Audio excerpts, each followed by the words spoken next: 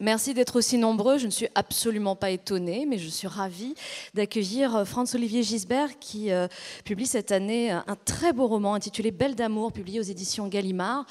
Franz, on ne le présente plus à Nancy. Vous êtes un fidèle parmi les fidèles, avec Le Point notamment. Vous avez ce matin officié en tant que journaliste et maintenant c'est l'écrivain que nous recevons. Oui, j'ai pris pied, j'ai pris racine même. De ces arbres-là, non. Et personne ne vous en voudra. Alors, Franz-Olivier, je disais Belle d'amour, c'est une femme, une rencontre littéraire, une rencontre de l'imaginaire. Elle s'appelle Tiffany. C'est un homme qui rencontre une femme dans un passé lointain, qui est le Moyen-Âge, qui a eu une vie romanesque extraordinaire. Dirait-on, si je voulais faire un anachronisme presque féministe, puisqu'elle est un peu sortie de sa condition de femme pour être... C'est assez facile dans cette période-là du Moyen-Âge pour certaines classes aisées. Hein. C'est une période de l'histoire de France, d'ailleurs de l'humanité, le Moyen-Âge, où les femmes sont un peu sorties de la cuisine ou de la buanderie, où elles étaient cloisonnées auparavant. Pourquoi? Qu'est-ce qui faisait la particularité? Qu'est-ce qui a déclenché ça? Je crois qu'il y a une réalité du Moyen-Âge dont on ne parle pas assez. On voit souvent le Moyen-Âge, enfin, il est décrit comme une période, disons, de grand obscurantisme, ce qui est évident à certains points de vue. Et puis, de l'autre, c'est aussi un moment de l'histoire de France où il y a des choses qui poussent, qui commencent à émerger, qui seront réglées ensuite, puisque le féminisme d'un certain nombre de femmes pendant le Moyen-Âge, ça va mal finir. Elles vont prendre le pouvoir un moment, quelques mois pendant la Révolution française, avant qu'on leur coupe pratiquement toutes les têtes, parce qu'elles étaient pas montagnardes. Les femmes, en général, choisissent mieux, elles étaient girondines. Enfin, le sens de l'histoire n'allait pas du côté des Girondins, et donc, effectivement, toutes ces femmes merveilleuses, Madame de Gouges, enfin, elles sont toutes très connues, Manon Roland, toutes ces femmes-là ont été guillotinées par les montagnards, les robespierristes, en fait, qui avaient pris le pouvoir. Alors, Tiffany, je disais, une rencontre romanesque, pas seulement pour vous, Franz-Olivier Gisbert, l'écrivain, mais aussi pour le personnage, le narrateur, qui va quasiment se faire dicter cette histoire d'une certaine... Oui, mais ça, c'est une... comment dire c'est pas un truc. C'est qu'en fond, j'ai écrit tous mes livres comme ça. Moi, j'écris plusieurs romans, un qui n'était pas publié, mais qui était... j'ai commencé à écrire des romans très jeunes, hein, je voulais être écrivain, voilà, donc je faisais un peu comme mon ami Jean-Marie Leclésio, un jour on en avait parlé ensemble, c'est-à-dire on faisait des pastiches, hein, c'est-à-dire je lisais Balzac, je faisais un petit Balzac de 20-30 pages, heureusement ils n'ont pas été publiés, d'ailleurs mon frère les a brûlés quand ma mère est morte, et heureusement, parce que... Et après je lisais un Flaubert, je faisais un Flaubert, je lisais un Dostoïevski, je faisais un Dostoïevski, etc. Bon. Et puis, j'ai fait un premier livre, j'ai envoyé chez Gallimard, je pensais que c'était un chef-d'œuvre, et je me souviens que Robert Gallimard m'a répondu une lettre d'ailleurs absolument charmante, où il me disait, ce serait bien qu'on se voit, qu'on en parle, enfin, il y a beaucoup de travail, je ne sais pas si vous êtes prêt à faire ça, mais enfin, il y aurait beaucoup de travail, si ça vous intéresse. Bon, je n'ai pas rappelé, parce que comme c'était un chef-d'œuvre, si Gallimard n'en voulait pas, je me disais, bon, mais c'est pas, je vais attendre plus tard. Puis ma mère me disait, on n'écrit pas jeune comme ça, c'est pas bien, j'avais 18 ans à l'époque, attends un peu.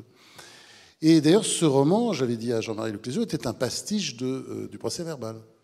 Et lui, qui a beaucoup plus de talent que moi, m'avait dit, eh ben, figure-toi que le Procès-Verbal, c'était un pastiche de J.D. Salinger, l'attrape-cœur, pardon.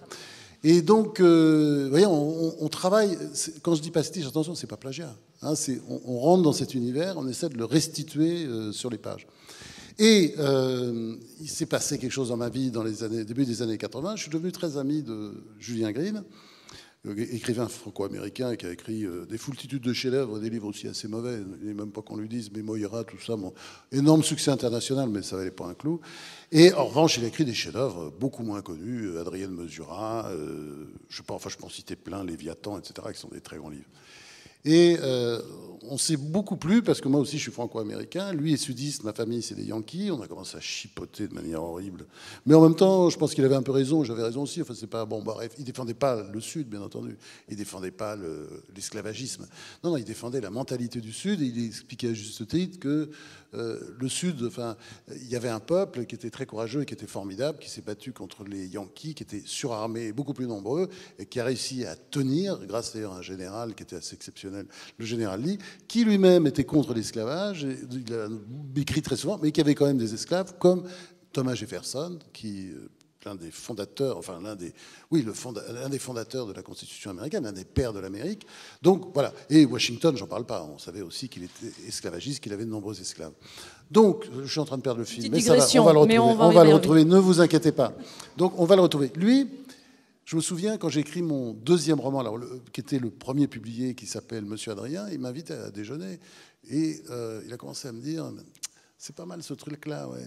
On dirait un Mauriac. Bon là, j'ai compris que c'était parce qu'il avait une petite bouche, un petit sourire un peu ironique, et il me disait, c'est très fabriqué, quoi. Ce qui était vrai. Il m'a dit, vous avez travaillé avec des fiches, vous avez fait un plan. Oh là là là là. Enfin, bref. Il m'a dit, c'est pas comme ça. Un roman, c'est une rencontre avec un personnage. C'est rencontre un personnage. Ce personnage, il va rentrer dans votre tête. Il va rester des années, peut-être. Et un jour, il va sortir. C'est lui qui va écrire l'histoire. Et il disait toujours, j'écris mes livres pour savoir ce qu'il y a dedans. Il a même dit un jour dans un entretien, ce n'est pas moi qui écris mes livres, c'est un autre. Alors, un connard de la critique, il y en a énormément, a immédiatement écrit « ça y est, il avoue, il est un nègre ». Bon. Et non, il voulait dire que ce sont des personnages qui sont dans sa tête et qui dictent le livre. Et au fond, ce que je raconte là, c'est une histoire moi, qui m'arrive à chaque fois quand j'écris un roman, parce que j'écris maintenant selon la méthode Green, qui est une méthode où, effectivement, vous effacez totalement derrière le personnage et vous écoutez sa voix. Et donc l'histoire que je raconte, c'est effectivement l'histoire d'un universitaire un peu à la ramasse, pas très courageux. On dit que c'est moi, parce qu'il habite à Marseille comme moi, pratiquement dans la même rue. Mais j'ai rien à voir avec ce type, qui est un type, un couard, un peu comme ça, on ne sait pas trop. Bon, bref, on ne sait pas très bien d'où il vient, mais une espèce de personnage, enfin un intellectuel français, si vous voulez. Et donc, brusquement, il a cette espèce de rencontre avec cette femme qui vient de l'au-delà, qui vient du Moyen-Âge, et qui va lui raconter son histoire. Lui, il vit à Marseille avec comment dire, oui, il vit en concubinage avec notamment l'islam marseillais, puis il y aura même une petite histoire d'amour. Et puis là, cette femme-là, elle vient de l'au-delà, elle vient du Moyen-Âge, et elle raconte, au fond, la vraie histoire, puisqu'elle l'a vécue. Et moi, quand je travaille comme Michel Onfray, ou assez peu d'auteurs d'ailleurs, mais je lis énormément avant.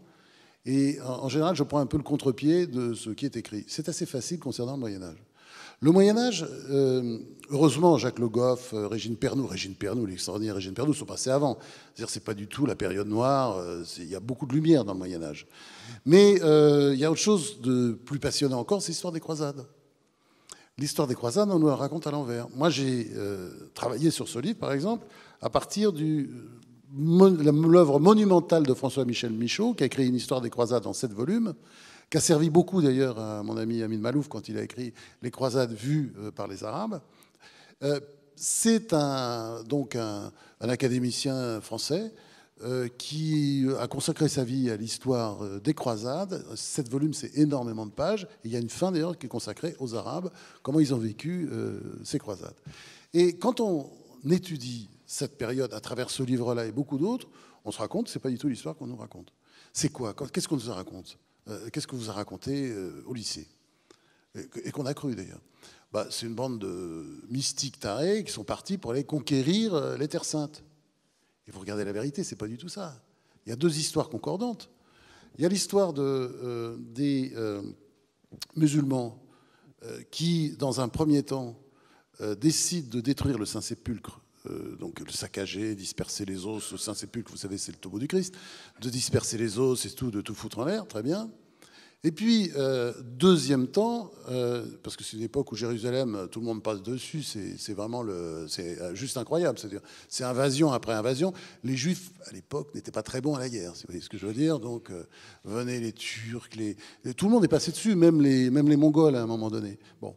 Et donc, c'est une histoire juste incroyable parce que ces Arabes musulmans, donc égyptiens, sont tout de suite chassés par des Turcs qui, eux, rajoutent un truc encore. Les pèlerins n'auront pas le droit de se recueillir devant les ruines, parce que ce n'était plus que des ruines, du Saint-Sépulcre, donc du tombeau du Christ. Bon, colère en Europe. Mais il y a une deuxième colère aussi qu'on a complètement zappée et totalement oubliée.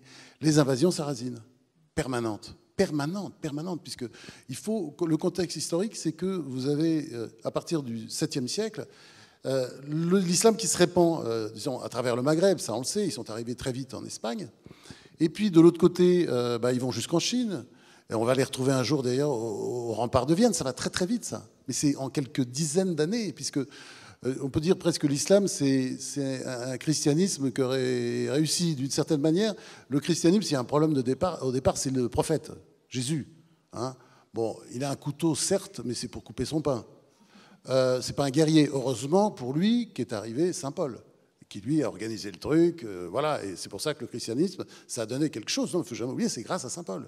Sinon, il aurait croupi, le christianisme serait terminé un peu comme le manichéisme, une belle religion d'ailleurs, fondée par le prophète Mani, qui était un brave type, qui s'excusait auprès du grain de blé quand il mangeait du pain, mais qui ne mangeait rien d'autre d'ailleurs. Et bon, c'est pas allé très loin son truc. Il a fini mort dans une geôle iranienne. Hein. Donc, évidemment, Mahomet, lui, c'est différent, c'est un guerrier. C'est un guerrier et il prêche la guerre. Il prêche la guerre également, parce que je vais jamais oublier, le Coran, c'est un peu comme l'Ancien Testament. Il dit il faut tuer, puis après, non, il faut embrasser. Enfin, on ne sait plus très bien quand on lit, il faut le relire plusieurs fois. Les exégètes s'en chargent, mais c'est vrai qu'on peut faire dire au Coran, d'ailleurs, comme à l'Ancien Testament, toutes les choses. Non, ce ne sont pas des interprétations, ce sont des phrases contradictoires. C'est-à-dire, tue-le, puis après, non, embrasse-le. Mais on ne sait plus, quoi, à la fin. Vous voyez, le Coran, c'est un peu ça, quoi. Et donc, le Coran, l'islam se développe, arrive en Espagne, massacre énormément de chrétiens, et puisqu'ils sont tous devenus des saints, d'ailleurs, un nombre de saints chrétiens massacrés par les musulmans en Espagne qui est juste considérable.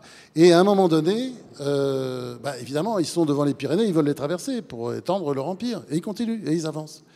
Et ils avancent, et ils sont repoussés, ils reviennent, ils sont repoussés, ils reviennent, et c'est un peu l'histoire de ces décennies et de ces siècles même qui précèdent les croisades. Et ce sont des choses qu'on a complètement oubliées, par exemple, mais Narbonne est, pendant une quarantaine d'années, bon, c'est pas sur 40 ans de suite, parce qu'il y a des moments, c'est repris, ça repart, mais c'est un califat musulman, c'est un califat Narbonne. Vous avez des villes comme Lyon, comme Bordeaux, qui sont régulièrement attaquées, Marseille, détruite, Toulon, détruite 2 fois de suite pendant les premières croisades. Donc, c'est le climat dans lequel ces croisades se font. Et d'ailleurs, la preuve en est, là, je ne suis pas en train de vous faire un numéro, très orienté politiquement, je suis en train de vous faire, je vous parle d'histoire. Et l'histoire, c'est quoi? Le lancement des croisades au concile de Clermont-Ferrand, c'est le concile de Clermont sur la Grand Place. Il y a un pape qui s'appelle Urbain II, qui est un pape français, champenois, très élégant, très beau. Hein. C'est pas un gros plein de soupe comme la plupart des papes de cette époque. C'est un type qui a vraiment une gueule, un peu un télo, à mon avis, qui est un bon orateur et qui fait un discours qui va beaucoup marquer les esprits. Et c'est, allez, les gars, il faut aller arrêter de vous battre entre vous, il faut aller porter le fer là d'où ça vient. C'est-à-dire, on voit très bien qu'il y a une dimension très forte dans les croisades qui est contre les invasions sarrasines. Voilà, ça c'est quand même le début de l'histoire. Et si vous voulez, cette héroïne, parce que je ne fais pas un livre politique, vous l'avez compris, moi j'ai quitté tout ça, et je fais un livre, qui vous raconte une histoire à travers un personnage, et cette héroïne, Tiffany, qui a tout un passé, qui n'est pas catholique, hein, d'ailleurs ses parents sont morts, etc. Je ne veux pas vous raconter l'histoire, mais parce qu'il y a quand même quelques ressorts dramatiques. C'est un livre de Gisbert, donc il y a forcément des rebondissements, il y a une histoire, il y a des personnages. Je suis désolé, hein, bon, je continue, je fais ça à l'ancienne, mais petit artisan à l'ancienne. Mais donc cette femme, elle vient du fin fond de l'histoire de France, et elle nous raconte, au fond, la vraie histoire. Mais moi, mon sujet, c'est pas de raconter la vraie histoire, vous l'avez bien compris, c'est de raconter sa vie. Excusez-moi, téléphone urgent. Non, mais je coupe, excusez-moi. C'est une erreur. Voilà. C'est toujours très déstabilisant le téléphone qui sonne, parce que ça veut dire je m'excuse auprès de vous, j'ai oublié de l'éteindre. Voilà. Et donc, ça m'a coupé. Cette femme, ce qui n'est pas plus mal d'ailleurs. On parlait donc de Tiffany, qui effectivement va être emportée, elle aussi, par l'histoire, va être actrice dans l'ombre de cette grande histoire, puisqu'elle va suivre Saint-Louis, Louis IX, dans les croisades. Elle va devenir sa confidente d'une certaine manière, puisqu'elle sera aussi un peu sa guérisseuse, sa troubadour, son amie, et presque une sorte d'amour platonique qui va se développer entre eux. Alors, ce qui est merveilleux dans le Moyen-Âge, c'est quelque chose de merveilleux. Essayez ça. Hein. C'est ce qu'on appelle l'amour courtois. Moi, je suis fasciné depuis longtemps par l'amour courtois. Et parmi les lumières du Moyen-Âge, il y a évidemment l'amour courtois.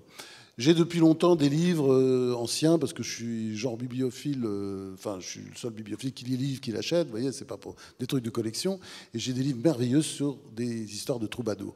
Vous voyez qu'à cette époque-là, il y a un échange entre l'homme et la femme, et dans ces livres sur les troubadours, il y a beaucoup de femmes qui écrivent. qui font des poèmes, etc., et inversement, qui se renvoient la balle, les hommes aussi, etc. C'est magnifique. Et l'amour courtois, c'est quoi? Alors, il n'y a pas d'amour courtois, d'ailleurs, entre Saint-Louis et Tiffany. C'est plutôt, comment dire, effectivement, de l'amour platonique, le mot était juste.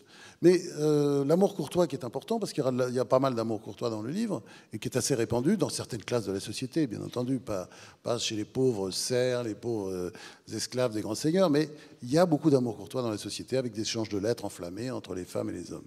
C'est quoi? Ben, c'est par exemple, pour résumer un peu simplement, c'est vous vous mettez côte à côte avec le bien-aimé, la bien-aimée, vous ne dites rien, ou vous pouvez, oui, quelques mots au début, vous ne vous touchez surtout pas. Impossible, interdit. Et vous restez toute la nuit à parler comme ça, côte à côte, en regardant le ciel étoilé, et surtout en ne se touchant pas. Bon, après, il faudra bien que l'un et l'autre passent à la casserole, bien entendu, mais ça peut prendre quelques jours, vous voyez ?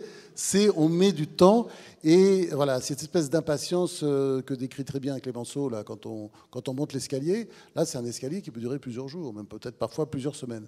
L'amour courtois, c'est très très beau. Donc effectivement, il y a de l'amour courtois. Et sur Saint-Louis dont vous parliez, c'est effectivement plus un amour platonique, parce que Saint-Louis, c'est une très belle figure que j'ai découverte, parce que si vous lisez l'histoire, il y a notamment le très beau livre, je parlais de lui tout à l'heure, de Jacques Le Goff sur Saint-Louis, mais il le décrit plus comme un administrateur.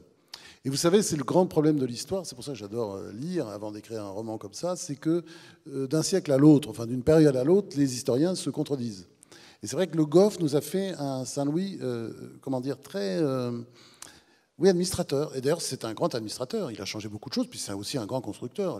L'abbaye de Royaumont, etc. Enfin, il a laissé vraiment une trace, lui. Et puis, l'histoire du chêne, elle est vraie. C'est-à-dire, il donnait vraiment, rendait la justice sous un chêne. Et puis, comme c'est écrit dans le livre, il dit ça dans son testament à son fils, quand tu as affaire à un pauvre et à un riche, si tu n'as pas d'éléments vraiment, tu donnes toujours raison au pauvre, parce qu'il y a plus de chances que c'est lui qui ait raison. Voilà, donc, mais le père Saint-Louis, ce que j'adore chez lui, mais ce qui était plus, qu'on retrouve plus chez les historiens du 19e ou 18e siècle, c'est la dimension mystique. C'est un mystique. Et ce qui est magnifique chez Saint-Louis, c'est que lui, il arrive, c'est les dernières croisades, hein, la 6e et la 7e. Et c'est foutu. C'est-à-dire, quand il fait sa première croisade, c'est foutu. D'ailleurs, il ne sait pas très bien où il va. De toute façon, il va à la mort, on ne sait pas très bien. Il y a quelque chose de suicidaire chez lui. Et d'ailleurs, qui se complète avec quelque chose de très, très indécis. Hein. Avant de prendre une décision, il met beaucoup de temps. Il n'est pas vraiment le patron. Il ne supporte pas le comportement de ses troupes, puisque ouais, on a toujours tendance à... Ça, ce sont les anachronismes de l'époque. C'est-à-dire qu'on raconte toujours l'histoire à travers nos yeux d'aujourd'hui. Bon. Et on croit que l'armée Lost, ce qu'on appelle l'armée royale, à l'époque, ça s'appelle Lost, on croit que c'est une armée comme aujourd'hui, c'est-à-dire très organisée. Pas du tout. Ce sont des seigneurs. Ce sont des seigneurs qui suivent le roi. Et le roi, voilà, et de temps en temps, il n'est pas content, parce que d'ailleurs, on le voit dans tous les textes de l'époque, parce qu'il y a beaucoup été écrit sur Saint-Louis, sur le futur Saint-Louis. On voit que tout le monde s'engueule, enfin, que le roi, par exemple, est furax, parce qu'il y a trop de viols, il y a trop d'exactions, il faut arrêter ça. Enfin, il pisse dans un violon. Parce que de toute façon, les soldats, ils ont affaire à leur seigneur. Et leur seigneur, c'est vrai qu'il aime bien donner à manger à ses soldats, être populaire, leur dire « allez-y, violez qui vous voulez, volez ce que vous pouvez, etc. » Et le roi, ça le rend fou. Donc, il y a un côté, comment dire, mystique, propre sur lui, indécis, parce que je ne veux pas tuer des gens, là, est-ce qu'on fait comme ça, est-ce qu'on fait comme ça, et puis courageux à la guerre, parce qu'il est toujours en tête, il prend son sabre, il descend toujours le premier, enfin bon, voilà, c'est un très grand guerrier, ça tout le monde le dit, extraordinaire, et suicidaire. Moi, c'est ça que je trouve extraordinaire, notamment la dernière croisade, où il va mourir tout de suite, pratiquement, dès qu'il a posé le pied sur le sol de Tunisie, parce qu'à l'époque, le grand califat musulman se trouvait en Tunisie, puisque comment dire, les Mongols étaient arrivés à Bagdad, enfin bon, bref, l'Égypte, ça n'allait pas si bien, et donc il se trouvait en Tunisie avec un calife qui était extrêmement ouvert. Hein, bon, comme par hasard, ça tombe toujours sur les plus sympas, mais c'était un calife beaucoup plus ouvert que les précédents, et donc il arrive là au pied des murailles et il meurt. Et il meurt du typhus, vraisemblablement, mais il est apparemment déjà malade avant. Et d'ailleurs, il est si malingre, déjà si atteint, si faible, que son grand copain, qui a écrit tous ses livres sur lui, son ami Joinville, ne veut pas y aller. Donc il se retrouve tout seul, d'habitude, il y a toujours Joinville. Joinville, c'est pas seulement son confident, c'est pas seulement l'homme qui va écrire un peu sa vie de manière extrêmement précise. Joinville, c'est son ami. Et donc on voit cette dimension suicidaire, évidemment, qui rend la chose encore plus belle, puisque je pense que quand il s'est lancé dans ces 2 dernières croisades, c'était les 2 dernières, il savait que c'était perdu. Et il a fait pourquoi ? Franchement, on ne sait pas très bien. On sait pas très bien. Et moi, je pense qu'il y avait chez lui, oui, une force comme ça, suicidaire, comme ça, qui l'a poussé C'est la foi. à aller pour. C'est la foi. Est-ce que c'est, oui, la foi, oui, d'accord. Il était assez croyant. Ouais, je pense qu'on peut dire que c'est la foi, mais il y avait certainement quelque chose d'autre aussi en lui psychologiquement. Alors la foi, justement. Il est, là encore, éviter les anachronismes. Je vais laisser parler quand même. Mais c'est la passion. Ils ne sont pas là pour moi, hein, ils sont là pour vous. Oui, je suis passionné par ce sujet parce qu'on dit toujours antisémite. Bah oui, c'est sûr. Les Juifs ont été maltraités par son grand-père, Philippe Auguste, qui les a tous fait sortir. Après, le père du futur Saint-Louis s'est dit quand même on va en faire rentrer. D'ailleurs, c'est Philippe Auguste lui-même, parce qu'il y a toute une partie du commerce qui ne marchait pas bien. Donc on les a fait revenir. On les avait sortis, on leur avait confisqué leurs biens, tout ça, ils étaient partis. Bon, il y en a quelques-uns qui reviennent, et puis comme toujours, ça se développe, là, ça fait des enfants et tout. Et lui, Saint-Louis n'aime pas les Juifs, hein, c'est clair. Donc, d'ailleurs, il a fait un truc stupide avec sa mère, Blanche de Castille, espagnole. Un truc de fou, c'est il a fait le procès du Talmud. Savoir, le Talmud disait des choses pas sympas sur les chrétiens, et donc il faut un procès. Alors il y a les avocats de la défense, les procureurs, etc. Évidemment, le Talmud est condamné à mort, c'est-à-dire en fait un gigantesque auto-da-fé. On va chercher les Talmuds partout en France. Je crois qu'ils en retrouvent des milliers et des milliers. Je peux me le chiffre de 40 000 qui courent, et on fait un grand feu de joie en brûlant tous les Talmuds. Bon. Après, c'est vrai que c'est la période aussi de la rouelle, c'est-à-dire on leur met un petit sting distinctif qui n'est pas la croix. Enfin, c'est comment dire, c'est pas l'étoile jaune, mais ça y ressemble pas mal. C'est l'époque. Il ne faut pas oublier que dans l'Espagne musulmane, les Omeyyades, ce truc merveilleux, le paradis qu'on nous décrit tout le temps, les Juifs, comme d'ailleurs les chrétiens, étaient traités de la même façon, c'est des dhimmi, c'est-à-dire des sous-hommes. Hein. Le dhimmi, qu'est-ce qu'il fait? Quand il y a un musulman qui passe, il laisse passer. Le dhimmi, qu'est-ce qu'il fait quand le musulman décide de lui piquer sa maison, pas encore sa bagnole, mais disons son cheval, il ferme sa gueule. Parce que le musulman a toujours raison. Donc le dhimmi, il n'a pas de droit en fait. Il est là. Bon, ça faisait beaucoup de dhimmi en Espagne. Hein. Ça faisait, si vous ajoutez les juifs et les chrétiens, ça faisait beaucoup de monde. C'était les règles. C'était ce qu'on appelle la dhimmi. Et c'est vrai qu'Averroès, qui est un saint homme, enfin ce qu'on lit tout le temps, va lui prêcher le djihad. C'est pas forcément sympa le djihad au bout, hein, quand on regarde la fin de l'histoire. Donc de l'autre côté, c'est sûr que ce qui se passait avec les Juifs en France était aussi dégueulasse. Hein, c'était aussi dégueulasse que ce qui se passait en Espagne. Enfin, c'était pas pire et pas mieux, quoi. Sauf qu'il n'y avait pas le droit de passage systématique, ni le droit de les voler, encore qu'au temps de Philippe Auguste, les Juifs, c'est vrai, ont été énormément volés.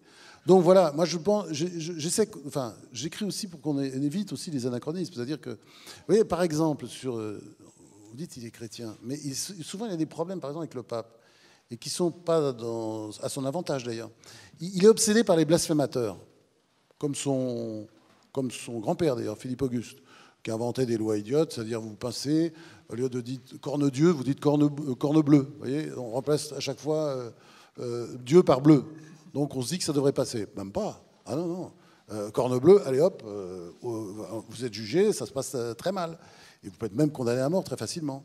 Et lui, bon, il ne condamnait plus à mort Saint-Louis, Louis IX. Il avait trouvé un système génial, c'est-à-dire vous marquez au fer rouge avec un O la bouche du profanateur ou du blasphémateur. Voilà. Vous allez mettre un grand O, là, vous allez enfoncer au fer rouge. Évidemment, à l'arrivée, ça ne fait pas une gueule très sympa. Et ça avait beaucoup choqué le pape, vous voyez, qui avait écrit une lettre, là, non, non, non, non, là, on en fait trop. Voyez. Donc voilà, moi, j'écris mes livres, comment dire, pas pour juger. J'essaie de remettre toujours les choses dans le contexte. Il n'y a pas d'un côté, d'ailleurs, les bons et les méchants. Dans le livre, vous verrez, il n'y a pas de les bons et les méchants, parce que je ne crois pas du tout à cette histoire. Enfin, de toute façon, il y a des bons des deux côtés, dans mon livre, comme dans la vie, comme dans l'histoire. Simplement, il y a des grands mouvements, et puis j'ai pas peur de dire les choses aussi, parce que voilà, il faut les dire aussi un peu de temps en temps. Vous voulez recontextualiser. Est-ce que ça fait partie de cette démarche que justement d'écrire ces deux histoires parallèles, c'est-à-dire l'histoire de Tiffany, et en même temps, quand même, on suit la vie du narrateur avec son histoire, avec Leila, avec cette jeune femme dont on ne sait pas trop, voilà, quel est son rapport à sa foi, à sa religion, il est amoureux d'elle. Donc il y a toute une intrigue qu'on ne dévoilera pas, mais qui est bel et bien là, qui se passe en 2016, et parallèlement, justement, cette recontextualisation de ce qu'étaient les croisades, où effectivement, on a un petit peu tendance aujourd'hui à simplifier Oui, c'est une bande d'avidés qui serait partie conquérir des terres et piller des richesses. L'histoire est beaucoup plus compliquée. Mais le choix il y avait ça aussi dedans, bien entendu, et à l'arrivée, ça a été ça, avec un horrible massacre des habitants de Jérusalem par les croisés, qui ont tué tout le monde, d'ailleurs énormément de chrétiens d'Orient. Parce qu'évidemment, ils avaient la même couleur de peau, ils n'ont pas fait la différence. Alors là-dedans, les chrétiens de Syrie, les Arméniens, tout le monde y passait. Mais alors pourquoi? C'est pour faire un jeu de miroir que vous avez fait ces deux histoires parallèles? Ah non, je vais vous dire la vérité. Toute la vérité. Ce livre-là, de tous les livres que j'écris, c'est celui qui m'en a fait le plus baver. J'ai écrit une première version. C'est moi, j'ai travaillé avec l'éditeur après, mais comme toujours après, parce que quand je donne le livre, en général, il est abouti, quoi. Mais j'ai fait une première version qui était très longue et où il y avait énormément de documentation. J'ai laissé reposer, comme je fais toujours avec les livres. Avant de le donner à l'éditeur, j'attends un mois, je le relis. Et je l'ai relu, je me dis, ça va pas.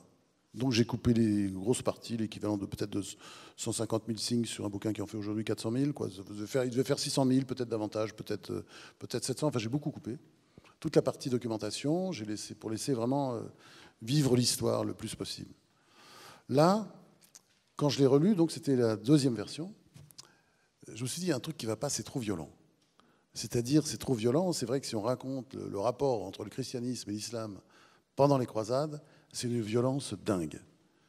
Et je me suis dit, il faut à tout prix adoucir et montrer qu'il y a d'autres solutions. Je vis à Marseille. Et c'est vrai que je remarque entre les communautés, même si on peut accuser Marseille d'une certaine manière de vivre dans un certain communautarisme, entre les communautés, ça se passe mieux.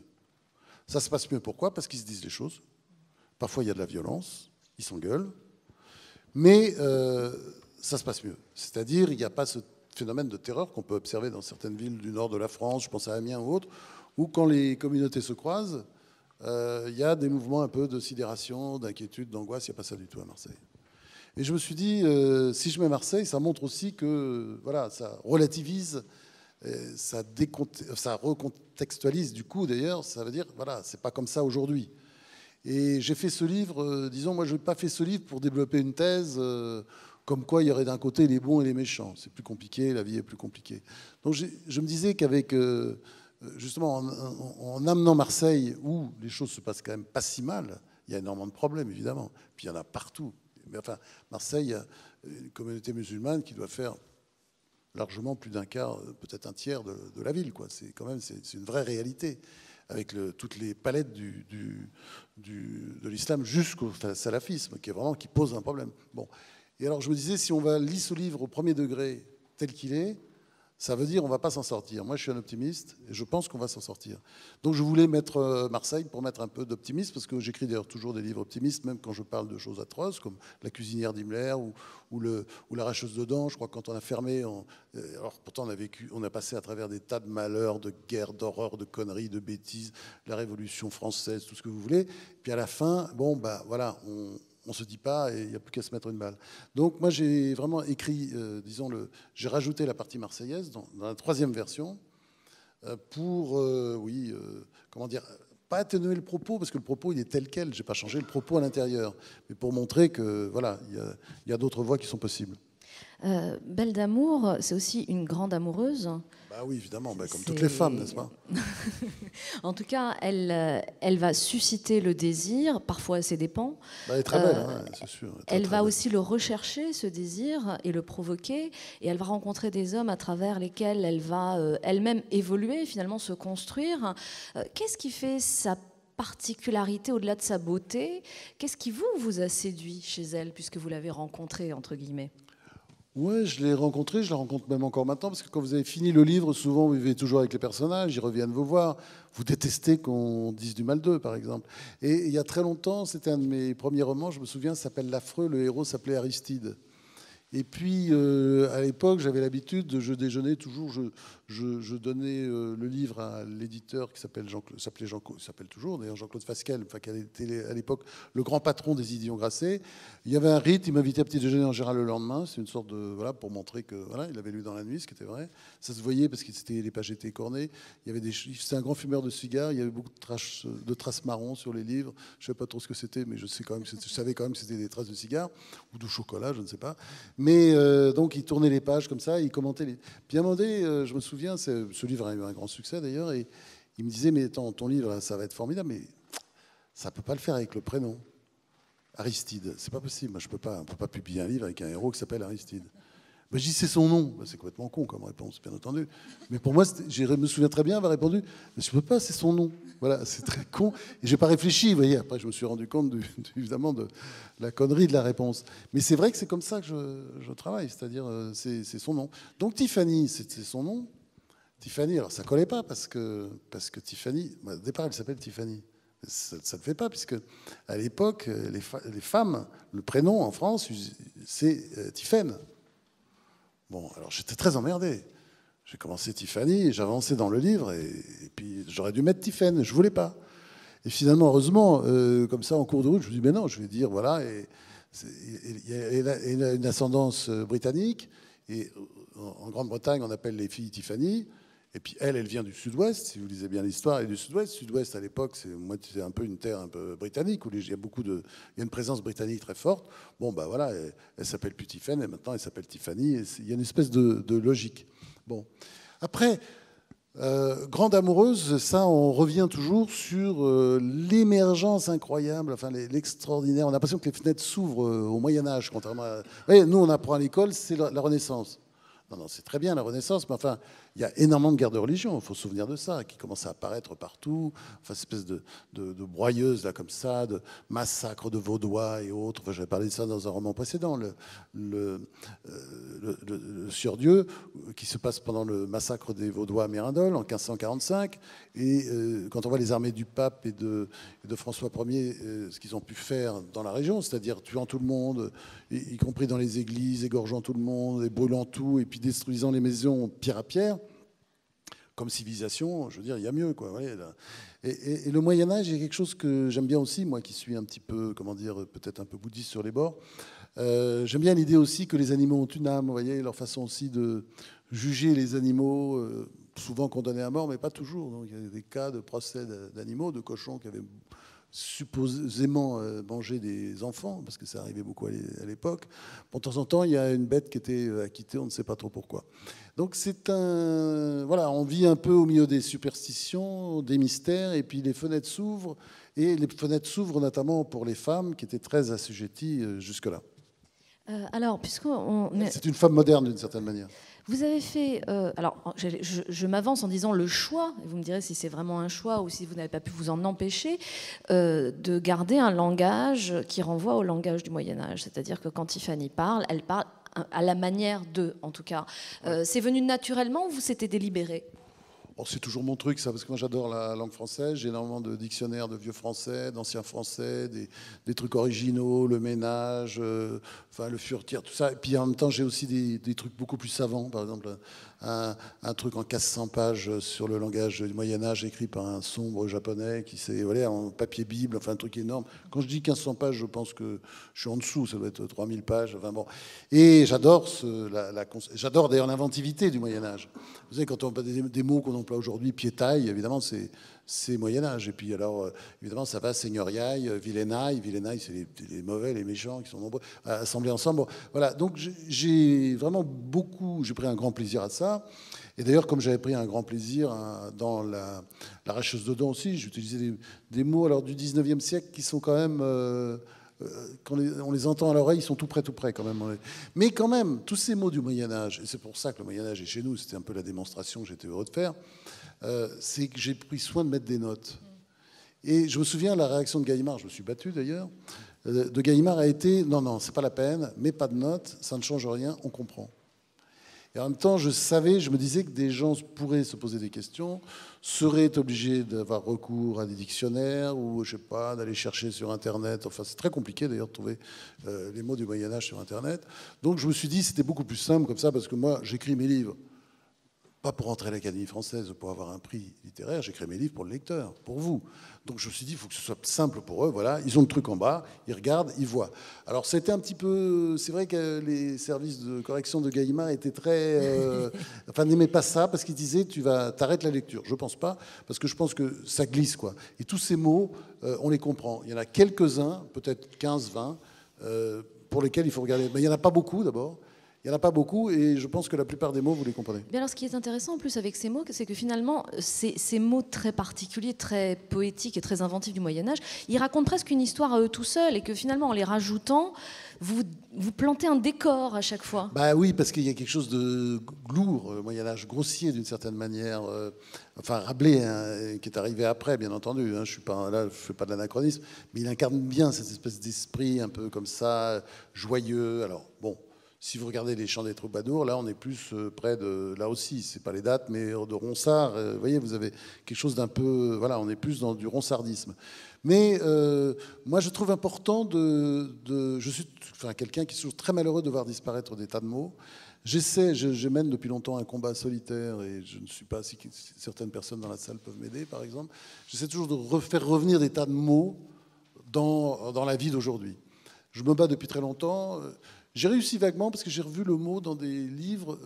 Ramontevoir, qui est un mot alors là, plutôt de la Renaissance. Ramontevoir, ça veut dire se souvenir avec nostalgie. Je l'ai revu dans des livres, après l'avoir un peu déterré. Mais depuis, ça fait très longtemps que je ne l'ai pas revu. En revanche, il y a un mot, je me bats depuis toujours, le mot fruition, alors qui est plutôt un mot de la Renaissance, qui veut dire, c'est la montée de la jouissance. Enfin, les hommes savent ça, parce que ça se voit à l'œil nu, mais la montée de la jouissance, attention, c'est pas la jouissance, c'est la montée du plaisir. La fruition, comme un fruit, avec ion à la fin, j'adore ce mot, qui a disparu. Et or, c'est un mot très simple, parce que vous dites en un mot ce qu'il faut 2 mots pour comprendre. Donc pourquoi ce mot a disparu, je n'ai pas compris. Donc j'aime bien toujours, et y compris dans les mots du Moyen-Âge, il y a beaucoup de mots que j'aime et que j'essaie de remettre. D'ailleurs, j'ai employé dans ce livre le mot fruition peut-être une fois ou deux. Je le mets régulièrement dans tous mes livres parce que ce mot, je ne comprends pas qu'il ait disparu. Je trouve que c'est un des très beaux mots de la langue française et qui dit bien ce qu'il veut dire, et c'est tellement beau. Hein, l'idée de fruit et l'idée de mordre dans le fruit. Enfin voilà, j'aime beaucoup ce mot. Et j'utilise tout le temps, mais il y a plein d'autres mots comme ça. Est-ce que vous diriez que Tiffany est une femme infidèle ?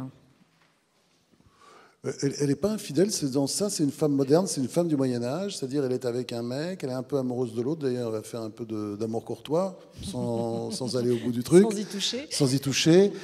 Donc non, je pense qu'elle a un certain nombre de règles, et puis elle va finir en beauté avec une belle histoire d'amour avec un castrat. Hein, oui, parce qu'il y a beaucoup d'eunuques là-bas, parce que l'esclavage en terre d'islam, vous savez très bien que ça consistait, c'était pas l'esclavage, disons, transatlantique, où ils arrivaient, les hommes, avec tous leurs ustensiles. Là, au contraire, pour éviter qu'ils se reproduisent, ils étaient systématiquement castrés, et très souvent, d'ailleurs, on ne se contentait pas d'enlever les 2 testicules, on enlevait également le gros machin, ce qui faisait que il y avait énormément de pertes. D'ailleurs, il y avait l'équivalent. Ils mouraient souvent. Hein. Ouais, largement plus de la moitié mouraient dans cette opération. Vous décrivez qu'on les enterrait jusqu'au cou le temps de la cicatrisation. Oui, il y avait tout un système, mais ça ne marchait pas toujours très bien. Il y avait énormément de pertes. Mais alors, d'une certaine façon, c'est l'amour courtois absolu qu'elle choisit avec cette... Évidemment, et c'est ça qui est beau. Voilà, avec un bel homme, un bel eunuque, arménien, magnifique. Et je crois qu'elle est très amoureuse de lui et très heureuse avec lui. Voilà, je ne sais pas comment ils font après. Moi, c'est ceux qui se débrouillent. Voilà, ou c'est à vous d'imaginer, je ne sais pas, mais je ne rentre pas du tout dans ces détails. Mais c'est un très beau personnage, très cultivé. cultivé, qui parle plein de langues, comme il y avait beaucoup à l'époque chez les eunuques. Les eunuques qui travaillaient par exemple pour le calife d'Égypte ou le sultan, c'était des gens extrêmement raffinés, qui parlaient toutes les langues, etc. Et ces gens-là, d'ailleurs, ils ont conduit la politique, certains d'entre eux, ils ont conduit la politique pendant un temps en Égypte ou en Syrie, etc. Parce que le sultan, il avait beaucoup de choses à faire. Je ne sais pas si c'était des inaugurations ou des parties fines, mais pendant ça, il fallait bosser, il fallait faire la guerre. Et donc, voilà, il y avait un vrai pouvoir de ces eunuques qui avaient les idées plus claires aussi, peut-être, un petit peu, non? Qui étaient très cultivés. Souvent, c'était un peu, voilà, et ça pouvait être des Arméniens, ça pouvait être des Grecs, ça pouvait être des esclaves qui avaient été pris dans des razzias, parfois jeunes, parfois, et qui étaient évidemment castrés, les pauvres. Est-ce que vous voulez qu'on prenne quelques questions dans le public, évidemment, évidemment. Alors, je crois... On a un micro ?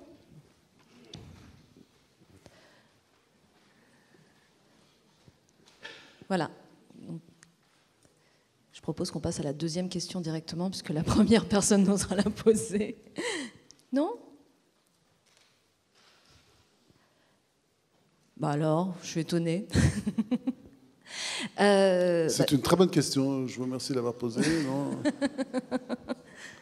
et l'amour dans tout ça. Et l'amour. Et Dieu. Et Dieu. On a parlé de foi. On a parlé. Bon, s'il y a une question quand même là, qui vient, vous levez la main. Hein, puis oui, voilà. On peut improviser. N'hésitez pas. Il n'y a pas de problème. Je pense que le public est totalement tétanisé. Oui.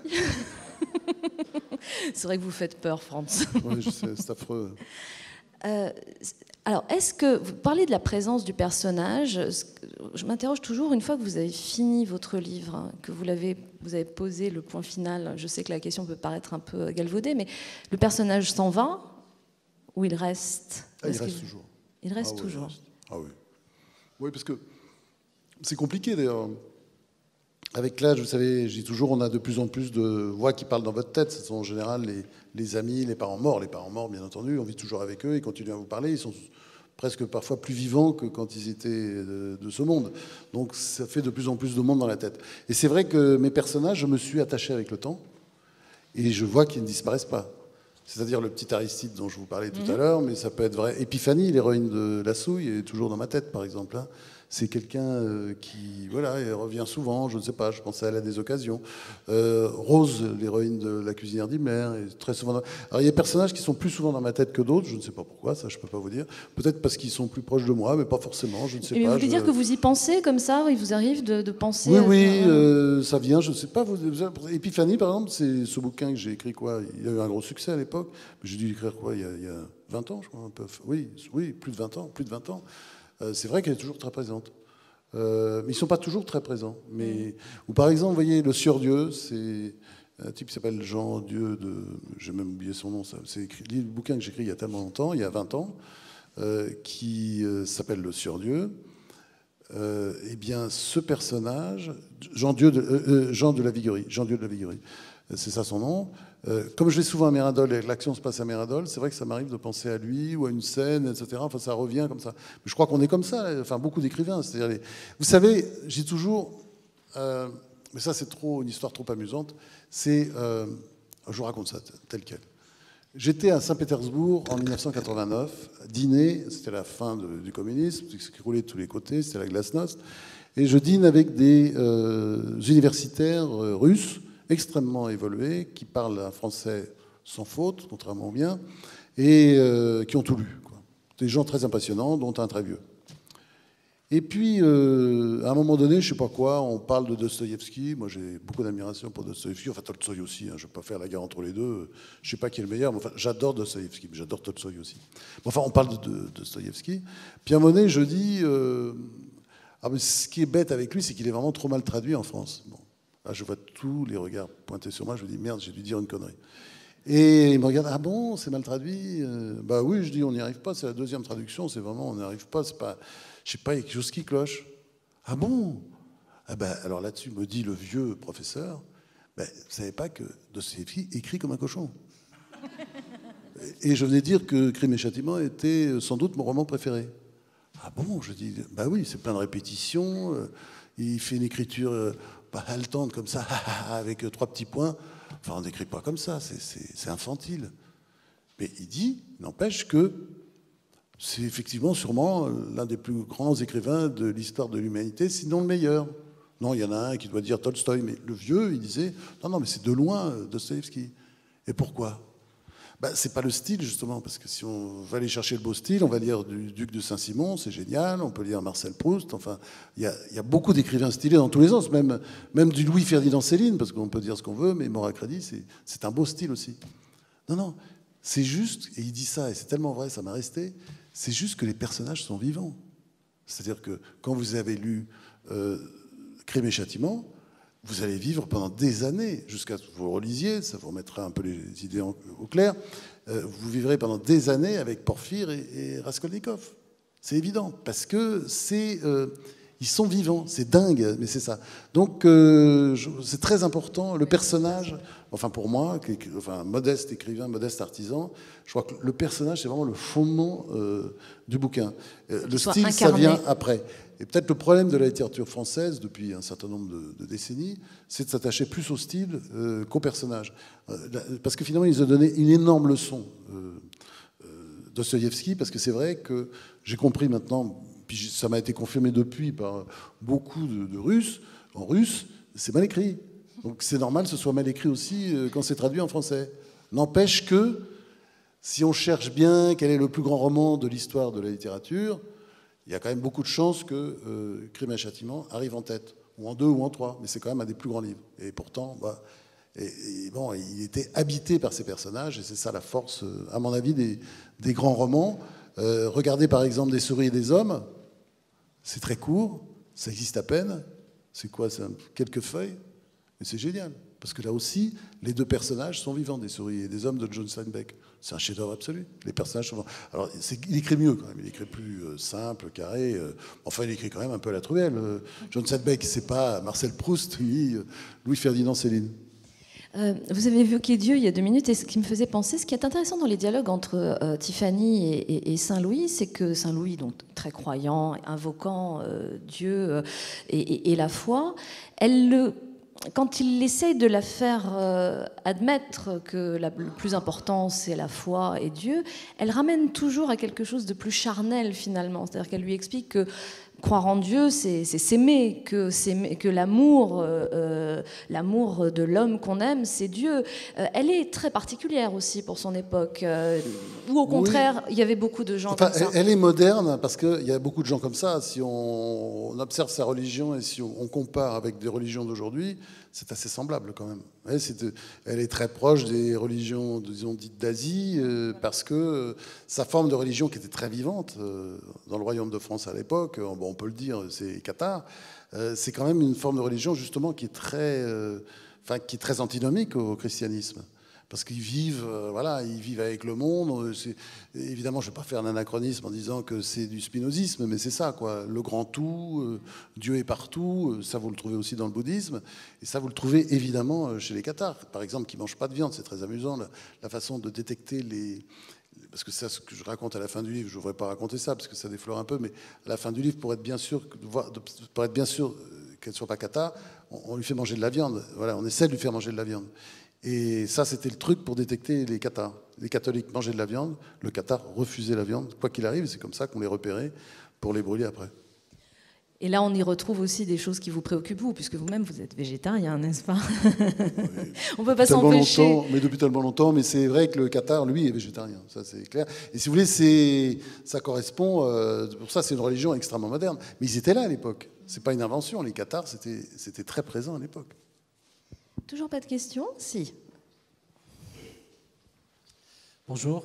Bonjour. Monsieur Merzouk. Monsieur Olivier Gisbert, je suis très honoré d'être parmi vous aujourd'hui, de vous voir déjà, parce que je vous suivais depuis longtemps. Malheureusement, je n'ai lu qu'un livre de vous, la biographie sur Jacques Chirac, de Jacques Chirac. 1000 pages. Vous êtes fadé les 1000 pages. Je les ai finis. Après, vous avez 1000 pages sur Mitterrand, après... Non, j'ai lu Jacques Chirac, pour l'instant. Vous êtes un homme de culture, un homme de savoir, un intellectuel. Vous êtes sage, vu votre âge. Vous êtes écouté. Merci. Non, je t'ai plus. Attendez après. Mais vous savez, j'ai 20 ans dans ma tête. Vous allez payer après. Ma tête, vous regardez dedans. Je ne sais pas si j'ai 17 ou 22 ans, ça dépend des jours. L'addition, c'est après. Vous êtes sage, vous êtes écouté, lu de par le monde. Dommage pour nous, en tant que peuple kabyle, peuple algérien, kabyle en particulier, on souffre depuis longtemps. On a besoin d'une plume comme vous, d'une voix comme la vôtre, pour dire des choses, pour que tout le monde puisse le dire. Parce que nous, on ne peut pas le dire. Déjà, l'histoire, on ne nous a pas enseigné l'histoire, la vraie histoire au bled. Vous connaissez l'histoire, je le sais. Mais pourquoi? C'est la France qui a inventé le mot droit d'ingérence. Pourquoi ne pas s'ingérer, ne serait-ce que par la plume? Vous occupez les plateaux, on vous voit. Mais dommage, vous ne parlez plus du peuple kabyle qui est réprimé aujourd'hui. Revenons à la séance d'aujourd'hui, on parle de la littérature. Il faut savoir qu'en Kabylie, des simples cafés littéraires, des simples conférences comme la vôtre sont annulées au quotidien en Algérie, en Kabylie spécialement. Parce que nous, on combat le pouvoir algérien, on le combat par le livre, par le savoir. Il y a de cela une semaine, le nominé pour le prix Nobel de la physique, M. Boutmer Majid, on lui a annulé la conférence rien que pour parler de la physique et de la philosophie. On a annulé la conférence pour ça. Donc moi, en tant que... Parce qu'à l'époque, moi j'étais journaliste, animateur à la radio algérienne, d'expression berbère. Donc j'ai quitté l'Algérie, je suis annoncé, je suis bien. Tant mieux. J'ai même changé de métier. Donc, moi je vous interpelle individuellement. Est-ce qu'on pourrait un jour rêver de voir M. Gisbert écrire une histoire comme Téphane à l'algérienne? Je ne parle pas d'hommes politiques français parce qu'eux, ils font de la politique. Moi, je m'en fous. Parce qu'ils sont partis là-bas, Hollande, Macron, Sarko, tout le monde. Ils voient le gars, il est sur le fauteuil roulant, ils disent qu'il est bien. Je peux les comprendre, ils ne sont pas médecins. Je peux les comprendre. Mais vous, en tant qu'intellectuel, en tant qu'homme de lettres, c'est pourquoi un livre sur le massacre, sur le refus de conférences, d'autorisation, sur l'arabétisation du bled? Alors, cher monsieur, moi je suis un peu gêné par votre question, pour dire vrai, parce que c'est vrai que je me suis battu aux côtés de minorités depuis des années, les Kurdes, les Arméniens, qu'on a beaucoup bavé, et pas beaucoup auprès des Kabyles. Alors il se trouve que j'ai quand même beaucoup donné la parole au cours de ma vie de professionnel à Saïd Sadi, que vous connaissez forcément, qui est un grand monsieur, qui a écrit un livre absolument génial sur Amirouche. Et quand on regarde de près l'histoire d'Amirouche, kabyle, bien entendu, du FLN, on peut s'interroger effectivement sur les vraies raisons de sa mort. Mais c'est vrai que dans une certaine mesure, j'ai envie de répondre, je ne peux pas porter toute la misère du monde, mais ce que vous me dites là sur les Kabyles, c'est vrai que régulièrement, et je pense que ça va de mal en pis en ce moment, parce que je le vois, parce que je suis souvent, c'est pas la première fois que je me fais interpeller.